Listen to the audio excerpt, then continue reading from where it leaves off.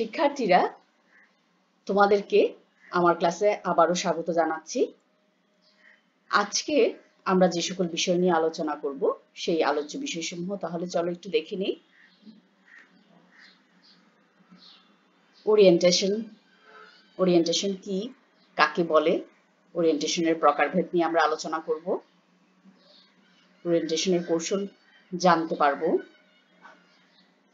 Kinesis এবং ট্যাক্সিসের প্রকারভেদ নিয়ে এবং কাইনেসিস এবং ট্যাক্সিস কি সেই সম্পর্কে তোমাদেরকে আজকে আমি ধারণা দিব। প্রথমে ওরিয়েন্টেশন বলতে কি বুঝি সেটা আগে আমরা দেখিনি। প্রতিটি প্রাণীর বেঁচে থাকার জন্য অনুকূল পরিবেশের প্রয়োজন হয়। অনুকূল পরিবেশ প্রাপ্তির লক্ষ্যে প্রাণী তার অভিযোজনগত দক্ষতার সাহায্য নেয়। প্রাণী তার বহুকোষী পূর্ণাঙ্গ দেহ অথবা তার কোষীয় দেহটিকে সঞ্চালনের মাধ্যমে অবস্থানের পরিবর্তন করে। অবস্থানগত পরিবর্তনের এইরূপ আচরণ অত্যন্ত স্বাভাবিক ঘটনা এবং প্রাণীর দৈহিক সঞ্চালনের বিভিন্ন সংবেদী অঙ্গ কার্যকরী ভূমিকা পালন করে। এখানে যেটা বোঝানো হচ্ছে সেটা হচ্ছে কি, প্রাণী এককোষীয় আছে, বহুকোষী প্রাণীও আছে। এই এককোষী এবং বহুকোষী প্রাণী যখন কোনো উদ্দীপকের প্রতি সাড়াদানের জন্য তার দেহের অবস্থানের পরিবর্তন করে, সেই পরিবর্তনের যে আচরণটা, সেই আচরণটা একটি অত্যন্ত স্বাভাবিক একটি ঘটনা এবং সেই আচরণ প্রকাশ করার জন্য প্রাণী তার দৈহিক সঞ্চালনের বিভিন্ন অঙ্গ, তার সংবেদী অঙ্গগুলো কার্যকরী ভূমিকা পালন করে। এই আচরণের প্রেক্ষিতে প্রাণী যেই সাড়া প্রদর্শন করে তার ফলে কি হয়, তার দেহের এক ধরনের অবস্থানের পরিবর্তন ঘটে। সোজা কথায় এই অবস্থানের পরিবর্তনটাকে বলা হয় ওরিয়েন্টেশন। এটি অভিযোজিত আচরণের এক সরল অবস্থা এবং এটি এক ধরনের স্বতঃস্ফূর্ত অনৈচ্ছিক আচরণও একে বলা হয়। Mechanism of orientation. ওরিয়েন্টেশন কৌশল। এখানে ওরিয়েন্টেশন কৌশল বলতে প্রাণী তার দৈহিক অবস্থান ও সঞ্চালন যখন করে তখন উন্মুক্ত স্থানে অর্থাৎ পানিতে বা খোলা বাতাসে প্রাণী দেহে প্রধান তিনটি অক্ষ সম্বন্ধে আমাদেরকে অবশ্যই জানতে হবে। এই তিনটি অক্ষ হচ্ছে লম্বালম্বী, লঙ্গিচুডিনাল, আড়াআড়ি, ট্রান্সভার্সাল এবং পৃষ্ঠ অঙ্কীয়, যাকে বলা হয় ডর্সো ভেন্ট্রাল। উল্লেখিত এই তিনটি অক্ষ বরাবর দেহ আবর্তিত হতে পারে। লম্বালম্বী অক্ষ বরাবর আবর্তনকে বলা হয় রোলিং। আড়াআড়ি যখন আবর্তন হয় তখন তাকে বলা হয় পিচিং এবং পৃষ্ঠ অঙ্কীয় যখন আবর্তিত হয় তখন তাকে বলা হয় ইয়াউইং। এইসব আবর্তন ছাড়াও দেহ রৈখিকভাবে লম্বালম্বী অক্ষে সামনে পিছনে অর্থাৎ ফরওয়ার্ড ব্যাকওয়ার্ড এবং আড়াআড়ি ভাবে বাম ডানে লেফট রাইট এবং পৃষ্ঠ অঙ্কীয় যখন আবর্তিত হয় তখন উপরে নিচে কি হয়, সঞ্চালিত হতে পারে। উন্মুক্ত স্থানে ওরিয়েন্টেশন মূলত বাহ্য উদ্দীপকের উপর নির্ভরশীল। উদ্দীপক ওরিয়েন্টেশনের কেবল সূচনা করে না, বরং এর ক্রিয়াকলাপও নিয়ন্ত্রণ করে। এখানে দেখো, আমি একটি উদাহরণ দিয়ে তোমাদের বোঝাচ্ছি। তোমরা একটা ছবি দেখতে পাচ্ছ, হাঁসের ছবি। এই হাঁসটির নাম হচ্ছে গ্রে লেগ গুজ। এই হাঁসটি সাধারণত আমাদের এশিয়া অঞ্চলে, জাপানে, নর্থ আফ্রিকায়, নর্থ আমেরিকায় দেখা যায়। এই হাঁসটি মাটির অগভীরে গর্ত করে বাসা বাঁধে এবং সেখানে ডিম পাড়ে। কখনো যদি বাসা থেকে ডিম গড়িয়ে সরে যায় তাহলে কি করে, সেই বাসায় সে ডিমটিকে ফিরিয়ে আনার জন্য তার এই যে গ্রীবা দেশের যে সঞ্চালন ঘটায় তাকেই বলা হয়, তাই সেই সঞ্চালনটি একটি ওরিয়েন্টেশনের উদাহরণ হিসাবে আমরা বলতে পারি। এখানে গ্রীবাদেশের যে সঞ্চালনটি হয় তাকে দুটো ভাগে ভাগ করা হয়, বা এই গ্রীবাদেশের সঞ্চালনটাতে আমরা দুই ধরনের সঞ্চালন লক্ষ্য করি। এক নম্বর, গ্রীবা প্রসারিত করে চঞ্চুর ভিতরে পাশ ডিমের উপর স্থানপূর্বক গ্রীবাকে পেছনের দিকে টেনে আনে। এখানে কি বোঝানো হচ্ছে? গ্রীবা প্রসারিত করে চঞ্চুরের ভিতরের পাশ, অর্থাৎ চঞ্চু বলতে এখানে আমরা জানি পাখি শ্রেণী যারা তাদের ছোটকে বলা হয় চঞ্চু। এই চঞ্চুর ভিতরের পাশটা ডিমের উপর অবস্থান করে এবং এই যে তখন কি করে, গ্রীবাটাকে সে আস্তে আস্তে পেছনের দিকে টেনে আনে। তোমরা এই ছবিতে দেখতে পাচ্ছ গ্রীবাটাকে সে কি করছে, পেছনের দিকে নিয়ে যাচ্ছে। ডিম যাতে পিছলে না যায় সেজন্য সে কি করে, ভারসাম্য রক্ষার্থে গ্রীবার আবার কি করে, পার্শ্বীয় এক ধরনের সঞ্চালন ঘটায়। এখানে যেটা বোঝানো হচ্ছে সেটা হচ্ছে কি, আসলে ডিম গড়িয়ে বাসায় আনা তার একটা সহজাত আচরণ হলেও ভারসাম্য রক্ষার জন্য দৈহিক সঞ্চালন ওরিয়েন্টেশনের আওতাভুক্ত। বাসা থেকে ডিম গড়িয়ে দূরে সরে যাওয়া এখানে বাহ্যিক উদ্দীপক হিসাবে কাজ করে এবং ডিমকে ছেলে যে সে বাসায় আনছে সেটা এক ধরনের ওরিয়েন্টেশন ঘটছে। ওরিয়েন্টেশন এবং সহজাত কর্ম একই সাথে এখানে কি হচ্ছে, সম্পাদিত হচ্ছে, কিন্তু কখনো কখনো এই দুটি কাজ একই সাথে না ঘটে একটির পর আবার একটি ঘটে থাকে। এখন দেখি টাইপস অফ ওরিয়েন্টেশন। সাধারণভাবে ওরিয়েন্টেশনকে দুভাগে ভাগ করা হয়, কাইনেসিস এবং অপরটি হচ্ছে ট্যাক্সিস। তাহলে কাইনেসিস কি সেটা একটু দেখি নিই। যে ওরিয়েন্টেশনে প্রাণীর চলনের গতি ও দিক পরিবর্তনের হার উদ্দীপকের তীব্রতার উপর নির্ভরশীল তাকে কাইনেসিস বলে। কাইনেসিস এক ধরনের সরল প্রকৃতির স্থানিক ওরিয়েন্টেশন। এই ক্ষেত্রে উদ্দীপনার উৎস বা উদ্দীপকের প্রেক্ষিতে প্রাণীর চলনের গতি ও দিক পরিবর্তনের হার সুনির্দিষ্টভাবে নিয়ন্ত্রিত হয় না। এক্ষেত্রে আসলে সঞ্চালনের হার উদ্দীপকের তীব্রতার সাথে সম্পর্কিত। তোমরা দেখতে পাচ্ছ একটি হাইড্রার ছবি দেখানো হচ্ছে। এখানে হাইড্রা তার শিকার ধরার জন্য তার কর্ষিকাকে এলোপাথারি সঞ্চালন করছে। হাইড্রার এই সঞ্চালন অর্থাৎ কর্ষিকা সঞ্চালনের গতি হচ্ছে ধীর এবং এলোপাথারি। উদ্দীপকের তীব্রতার অনুপাতে প্রাণী প্রতিক্রিয়া প্রদর্শন করলেও উদ্দীপকের উৎসের সাথে দিক পরিবর্তনের কোনো সম্পর্ক নেই, বরং উদ্দীপকের উৎসের সাথে দিক পরিবর্তনের সম্পর্ক প্রাণীর কর্মতৎপরতার হ্রাস বৃদ্ধির পরিমাণের উপর নির্ভরশীল। এখানে দিক পরিবর্তনটা মেইন বিষয় না, এখানে হচ্ছে তার যে কর্মতৎপরতা, এটা কি দ্রুত হচ্ছে না খুব ধীরভাবে হচ্ছে, সেটাই এখানে বোঝানো হয়। কাইনেসিসের সেই গতিটা প্রকৃতিকে নিয়ে বোঝানো হয়। কাইনেসিসকে আবার দুভাগে ভাগ করা হয়, ক্লিনোকাইনেসিস আর একটি হচ্ছে অর্থোকাইনেসিস। ক্লিনোকাইনেসিস হচ্ছে যে ওরিয়েন্টেশনে প্রাণীর দিক পরিবর্তনের হার বাহ্যিক উদ্দীপনার দ্বারা প্রভাবিত হয় তাকে ক্লিনোকাইনেসিস বলে। এখানে বাহ্যিক উদ্দীপনা বলতে সাধারণত আমরা আলোর তাপ বৃদ্ধি, আলোর হ্রাস বৃদ্ধি ইত্যাদিকে বোঝায়। এখানে তোমরা ছবিতে দেখতে পাচ্ছ ইউগ্লেনাকে দেখানো হচ্ছে। ইউগ্লেনা হচ্ছে এককোষী প্রাণী। এই ইউগ্লেনা যখন পানিতে সাঁতার কাটে তখন এই প্রাণীটি একটা কর্ক স্ক্রুর মতো সাঁতার কাটে, কিন্তু যখন আলো তীব্রতা বেশি হয় তখন তার কি হয়, সাঁতার কাটায় বিঘ্ন ঘটে। অর্থাৎ তীব্র আলোয় দেখা যায় যে এই যে দেখো এলোমেলো ভাবে সাঁতার কাটে। আলোর তীব্রতা বৃদ্ধির সাথে সাথে এই বিচ্যুতির মাত্রাও কি হয়, বৃদ্ধি পায়। এক্ষেত্রে প্যারামিশিয়াম এর উদাহরণও দেওয়া যায়। প্যারামিশিয়ামও কি করে? এই ধরনের আচরণ প্রদর্শন করে।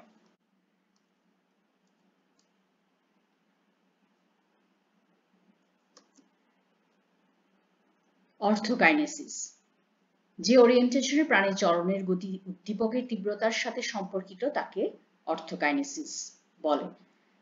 একটু আগে আমি ক্লিনোকাইনেসিসে বলেছিলাম যে প্রাণীর দিক পরিবর্তনের হার বাহ্যিক উদ্দীপনার দ্বারা প্রভাবিত হয়। এখানে অর্থোকাইনেসিসের ক্ষেত্রে হচ্ছে উদ্দীপকের তীব্রতার সাথে সম্পর্কিত।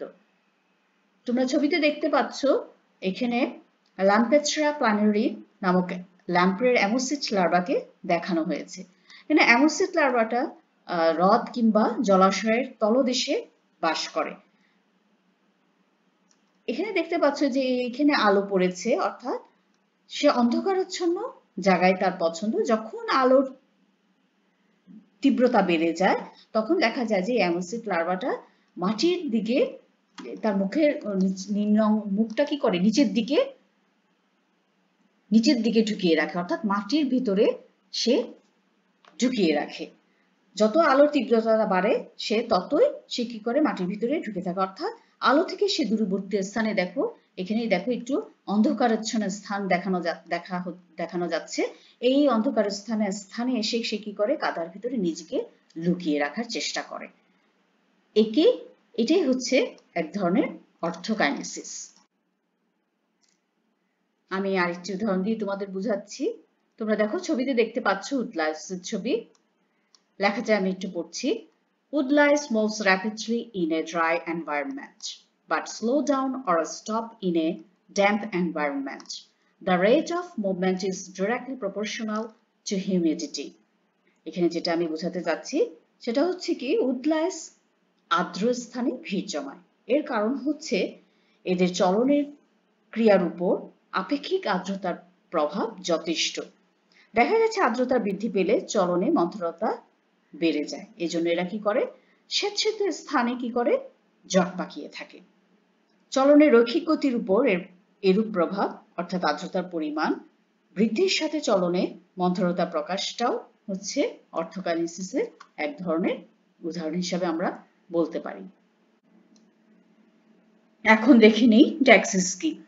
নির্দিষ্ট উদ্দীপকের নির্দেশনা অনুসারে প্রাণীদেহে সংঘটিত ওরিয়েন্টেশনকে ট্যাক্সিস বলা হয়। ট্যাক্সিস হলো প্রাণীর স্বতঃস্ফূর্ত অনৈচ্ছিক আচরণ, অর্থাৎ এই ধরনের আচরণিক ক্রিয়ায় বুদ্ধি, মনোযোগ ইত্যাদি এই যে মানসিক প্রবৃত্তিগুলো, এগুলোর প্রয়োজন পড়ে না।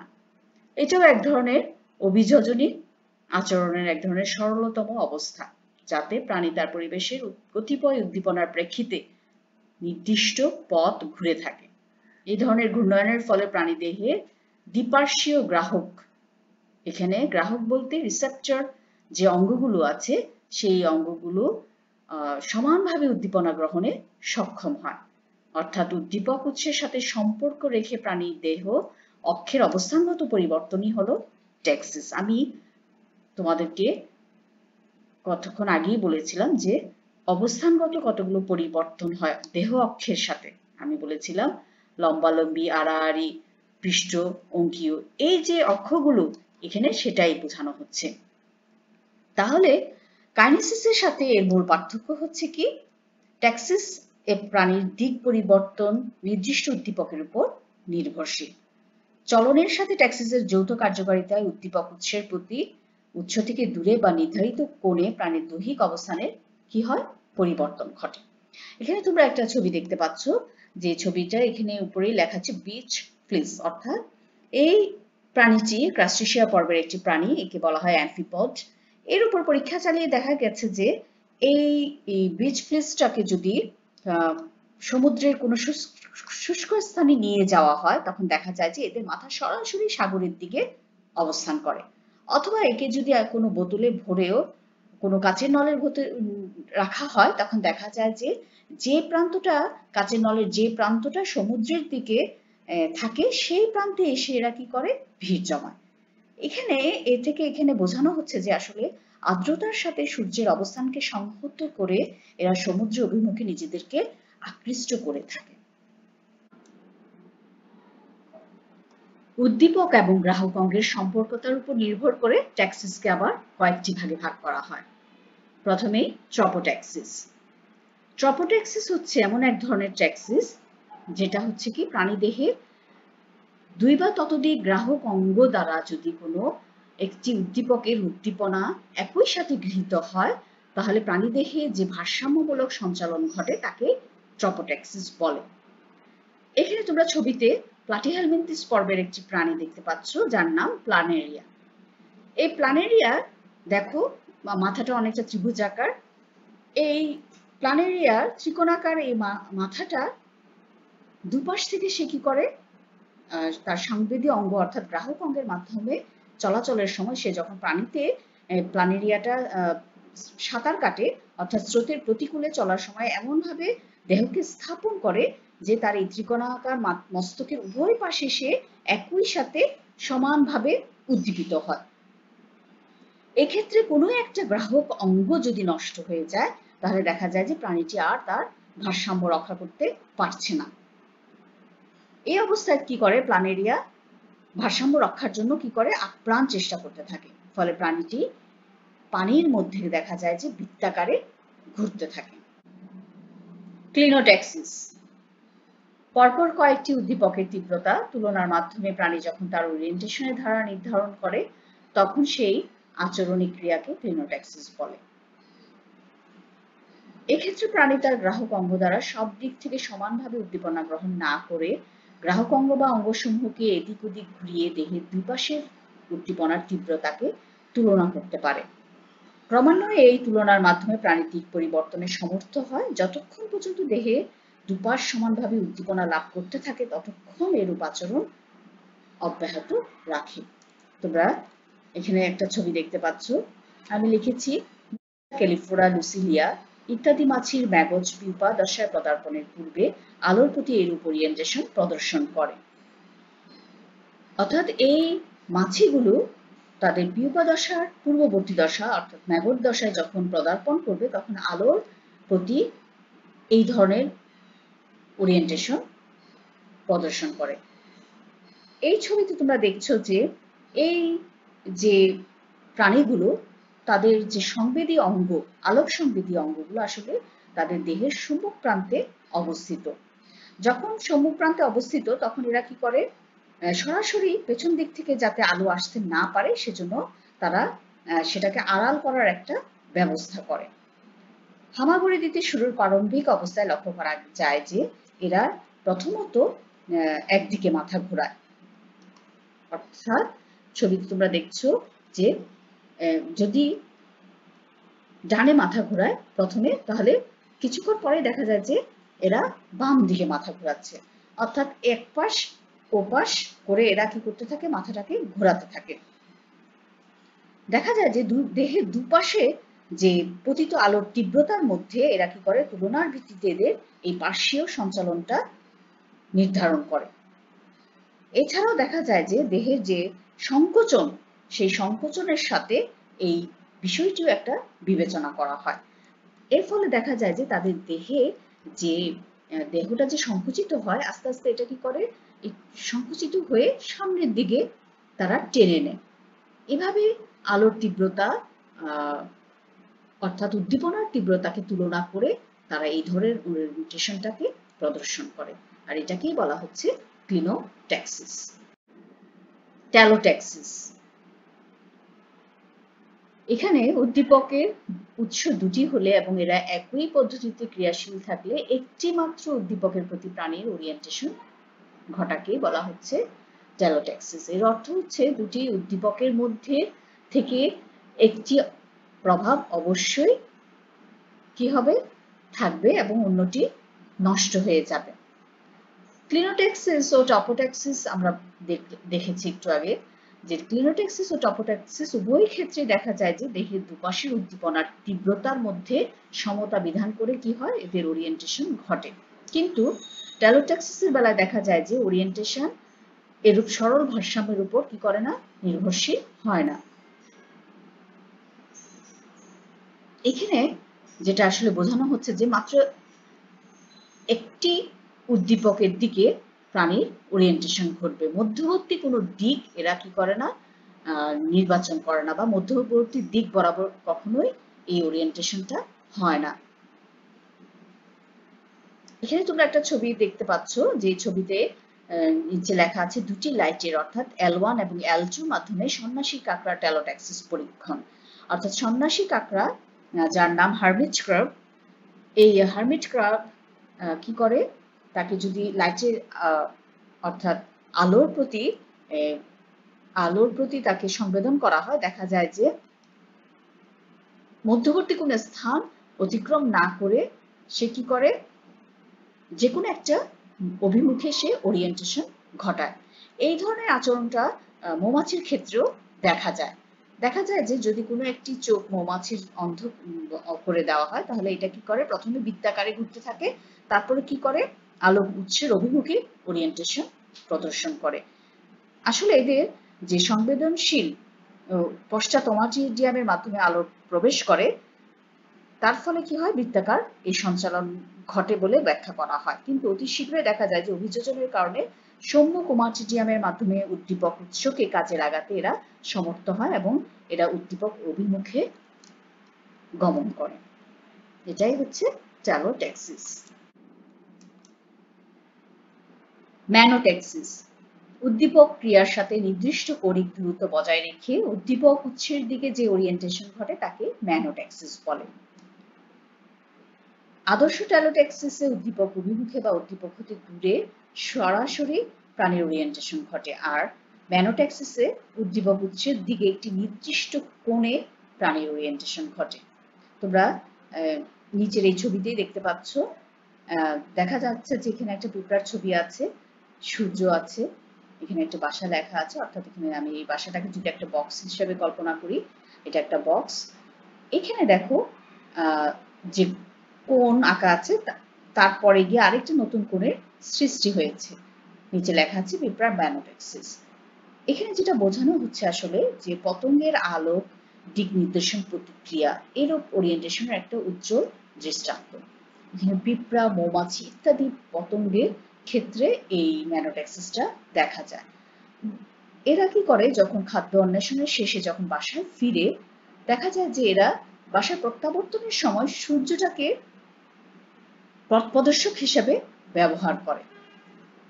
পিঁপড়া যখন এই সূর্যকে প্রদর্শক হিসেবে ব্যবহার করে তার গতিপথের দিকে যাওয়ার সময় যদি কোনো পিঁপড়া বা মৌমাছিকে কিছুক্ষণের জন্য কোনো বক্সে বন্দি করে রাখা হয়, দেখা যায় কিছুক্ষণ পরে যখন তাকে আবার মুক্ত করা হয়, ওই পিঁপড়া বা মৌমাছি বন্দি হওয়ার আগে সূর্যকে যে কৌণিক দূরত্ব রেখে এগুচ্ছিল, মুক্ত হওয়ার পরেও সে সেই কৌণিক দূরত্বে আগাতে থাকে। অর্থাৎ সূর্য যে তার স্থান পরিবর্তন করেছে বা দিক পরিবর্তন করেছে, সেটা তাদের মাথায় আসে না, ওটা তারা বুঝতে পারে না, আসলে বিবেচনা করতে পারে না।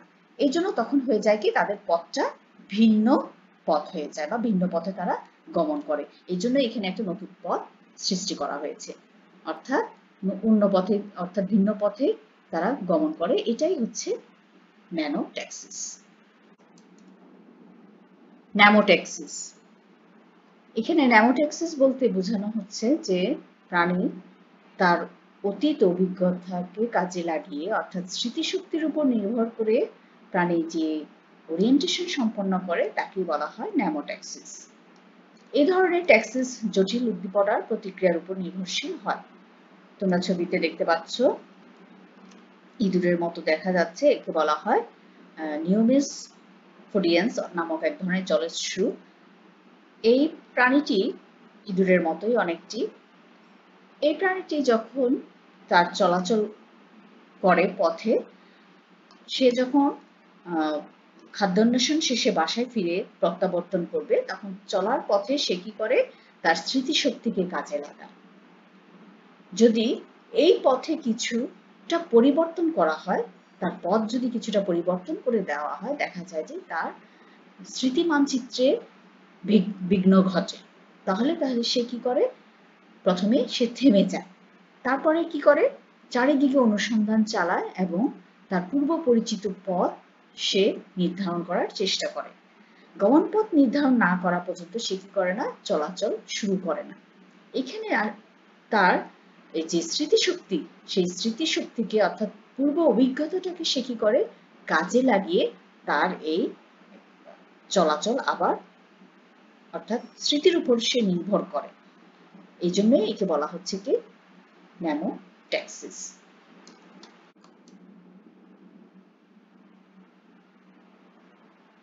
ট্যাক্সিসের শ্রেণীবিভাগ, কাইন্ডস অফ ট্যাক্সিস।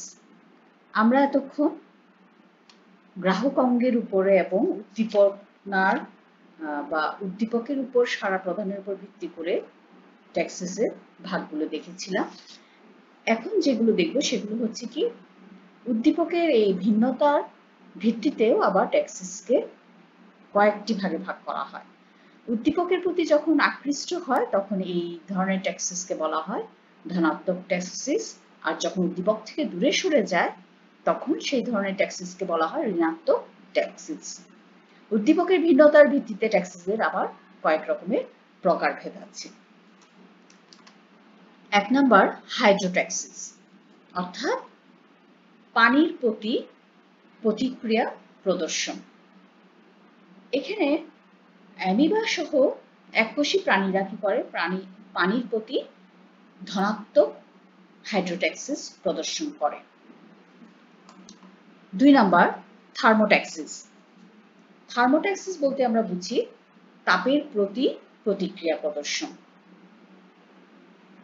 তাপীয় উদ্দীপনার প্রতি যে প্রতিক্রিয়াটা সেটাই হচ্ছে থার্মোট্যাক্সিস। উষ্ণ রক্ত বিশিষ্ট প্রাণী অর্থাৎ মানুষের দিকে যখন ছারপোকা যে চলন তাকে বলা হয় ধনাত্মক, এবং প্যারামিশিয়ামের অন্ধকারের দিকে যে চলন সেটাকে বলা হয় ঋণাত্মক থার্মোট্যাক্সিস। ফটোট্যাক্সিস। ফটোট্যাক্সিস বলতে আমরা জানি যে আলোক উৎসের প্রতি যে প্রতিক্রিয়া প্রদর্শন সেটাকে বলা হয় ফটোট্যাক্সিস। এখানে অ্যামিবার এই আলোক উৎসের প্রতি যে চলন আসে সেটা হচ্ছে ঋণাত্মক ফটোট্যাক্সিস। 4 নাম্বার কেমোট্যাক্সিস। কেমোট্যাক্সিস বলতে এখানেই বোঝা যাচ্ছে, নামটা দেখে বোঝা যাচ্ছে যে রাসায়নিক পদার্থের প্রতি প্রতিক্রিয়া প্রদর্শন। প্যারামিশিয়াম অধিকাংশ রাসায়নিক দ্রব্যের প্রতি কি করে, ঋণাত্মক কেমোট্যাক্সিস প্রদর্শন করে। 5 নাম্বার জিওট্যাক্সিস। জিও হচ্ছে পৃথিবীর মধ্যাকর্ষণ বলের উপর প্রতিক্রিয়া প্রদর্শন। জিওট্যাক্সিস এখানে যদি উদাহরণ হিসাবে বলি তখন দেখা যায় যে আসলে ক্যাটারপিলার অর্থাৎ পতঙ্গ যখন লার্ভা দশা একটা আছে, পিউপা দশা আছে। লার্ভা দশা এরা কি করে, উপরের দিকে প্রতিক্রিয়া প্রদর্শন করে, তখন সেটাকে বলা হয় ঋণাত্মক, এবং পিউপা দশায় সৃষ্টির কালে এরা কি করে, গাছের নিচের দিকে নেমে আসে। এই যে এই নিচের দিকে নেমে আসা সেটাকে বলা হয় ধনাত্মক জিওট্যাক্সিস। 6 নাম্বার রিওট্যাক্সিস। রিওট্যাক্সিস বলতে বোঝানো হয় পানি স্রোতের প্রতিক্রিয়া প্রদর্শন। এখানে অর্থাৎ যখন কোনো প্রাণী পানির স্রোতের প্রতি প্রতিক্রিয়া প্রদর্শন করে তাকে বলা হয় রিওট্যাক্সিস। আমরা জানি ইলিশ মাছ, রুই মাছ প্রভৃতি প্রজনন ঋতুতে স্রোতের বিপরীতে ঋণাত্মক রিওট্যাক্সিস প্রদর্শন করে, কিন্তু এদের পোনারা আবার কি করে, স্রোতের সাথে ধনাত্মক রিওট্যাক্সিস প্রদর্শন করে। 7 নাম্বার থিগমোট্যাক্সিস। থিগমোট্যাক্সিস হচ্ছে যখন প্রাণী তার স্বাভাবিক চলার পথে স্পর্শ ইন্দ্রিয় দ্বারা অনুপ্রাণিত হয়, অর্থাৎ অনুপ্রাণিত হয়ে যখন কোনো প্রতিক্রিয়া প্রদর্শন করে তাকে বলা হয় থিগমোট্যাক্সিস। এখানে যদি আমি উদাহরণ হিসেবে বলি যে বিদ্যুৎ স্পর্শ করলে কি করি, আমরা হাতটাকে সরিয়ে নিই, এই যে এটা হচ্ছে এক ধরনের ঋণাত্মক থিগমোট্যাক্সিস। 8 নাম্বার অ্যানিমোট্যাক্সিস। অ্যানিমোট্যাক্সিস হচ্ছে এই ধরনের ট্যাক্সিসে বায়ু প্রবাহ উদ্দীপকের ভূমিকা পালন করে। যখন কোনো প্রাণী বায়ু প্রবাহের দ্বারা অনুপ্রাণিত হয় তখন তাকে অ্যানিমোট্যাক্সিস বলে। বায়ু প্রবাহের অনুকূলে ধনাত্মক এবং বায়ু প্রবাহের বিপরীতে যে ট্যাক্সিসটা হয় অবশ্যই সেটা ঋণাত্মক অ্যানিমোট্যাক্সিস। 9 নাম্বার গ্যালভানোট্যাক্সিস। গ্যালভানোট্যাক্সিসটা হচ্ছে কি বৈদ্যুতিক প্রবাহের প্রতি প্রতিক্রিয়া প্রদর্শন। এখানে যদি কোনো উদাহরণ দেই তাহলে আমি যদি বলি আসলে কোনো একটা অ্যাকোয়ারিয়ামে যদি আমরা কোনো চিংড়ি মাছকে রেখে দেই, দেখা যায় যে সেখানে যদি হালকা একটা আমি বৈদ্যুতিক প্রবাহ চালনা করি, তখন দেখা যায় যে সকল চিংড়ি মাছ অ্যাকোয়ারিয়ামের ঋণাত্মক প্রান্তের দিকে সরে যায়। এই ধরনের উদাহরণটাকে বলা হয় কি গ্যালভানোট্যাক্সিস। 10 নম্বর জিওম্যাগনেট্যাক্সিস। জিওম্যাগনেট্যাক্সিস হচ্ছে পৃথিবীর চৌম্বক ক্ষেত্রের উপর প্রতিক্রিয়া প্রদর্শন। তাহলে শিক্ষার্থীরা, তোমরা আশা করি ওরিয়েন্টেশন কি, ওরিয়েন্টেশনের প্রকারভেদ, ট্যাক্সিস এবং কাইনেসিস সম্বন্ধে ভালোভাবে ধারণা লাভ করতে পেরেছ। তোমরা নিশ্চয়ই পড়লে আরো বিস্তারিত ভাবে তোমরা জানতে পারবে। তোমরা সময় নষ্ট করবে না, তোমাদের পড়ালেখা ভালোভাবে চালিয়ে যাও। সুস্থ থাকো, সুন্দর থাকো, এই কামনায় আজকে এখানেই শেষ করছি। আল্লাহ হাফেজ।